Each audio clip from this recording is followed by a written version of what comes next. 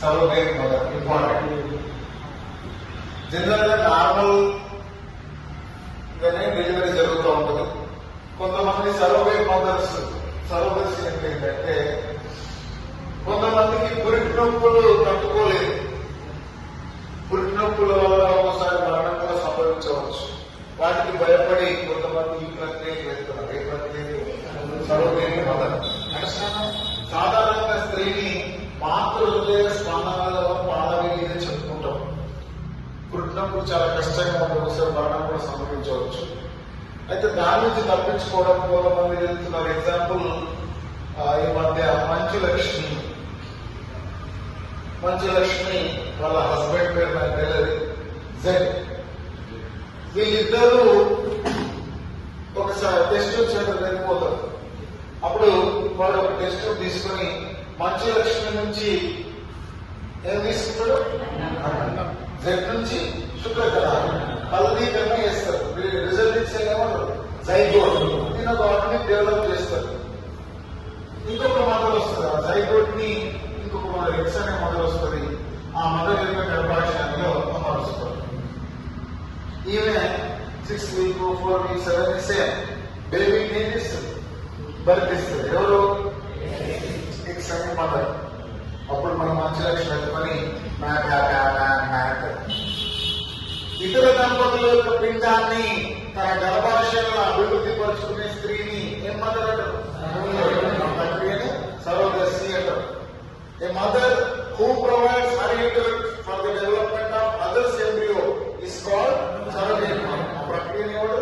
Surrogacy అంటారు. ఇప్పుడు చెప్పండి, సరోగేట్ మదర్ లో ఫలదీకరణ బాహ్య ఏమి? పిండాభివృద్ధి అంతర.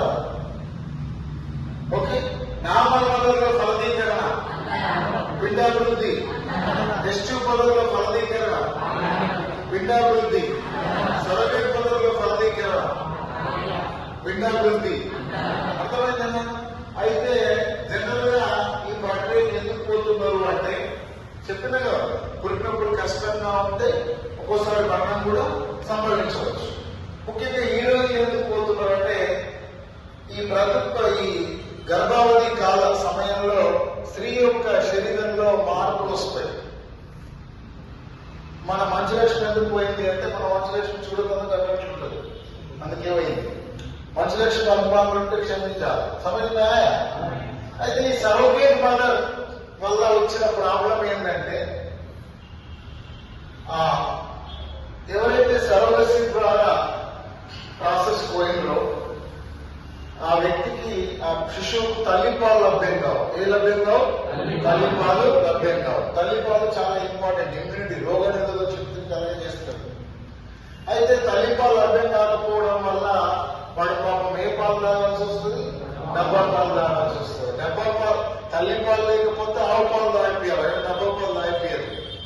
ఆ డబ్బా పాలు తాగాల్సి వస్తుంది. ఇమ్యూనిటీ సరిగ్గా డెవలప్ కాదు ఆ శిశువుకు. కాబట్టి రోగ నిరోధక శక్తి డెవలప్ కాకపోవడం వల్ల వాళ్ళు ఏమొస్తాయి? శరీరంలో రోగాలు డెవలప్ అయ్యాయి. పెరిగిన కొద్ది వాడు డాక్టర్ దగ్గరికి పోవాల్సి వస్తుంది. హాస్పిటల్లో డాక్టర్ కొన్ని మెడిసిన్స్ మళ్ళీ టానిక్ సీసాలు ఇస్తారు. సో టానిక్ సీసాలు తాగాల్సి వస్తుంది. బాడీ అంతా మెడిసిన్స్ అయిపోతుంది, ఎప్పుడు మందులే తాగుతాడు. కాబట్టి చివరికి ఫ్రస్ట్రేషన్ లో ఆల్కహాల్ సేవిస్తారు. సో ఆ లైఫ్ డబ్బుతో స్టార్ట్ అవుతుంది, డబ్బుతోనే ఎండ్. అండర్స్టాండ్? సో రోగ నిరోధక శక్తి అనేటువంటిది ఉండదు. ఇలాంటి తల్లులకు ఈ సరోగేట్ మదర్, ఇది భారతీయ విధానం కాదు, వెస్టర్న్ కల్చర్. ఇలాంటి తల్లులకు శిశువు పట్ల ప్రేమ ఉండదు. తల్లికి శిశువుకు మధ్య ఉండే బాండింగ్ ఉండదు. నేను ఒకసారి మా గల్లీలో పంది పిల్లల్ని కొట్టింది. పందికి బాగా పిల్లలు ఉన్నాయి, పండుగ కొట్టిరు.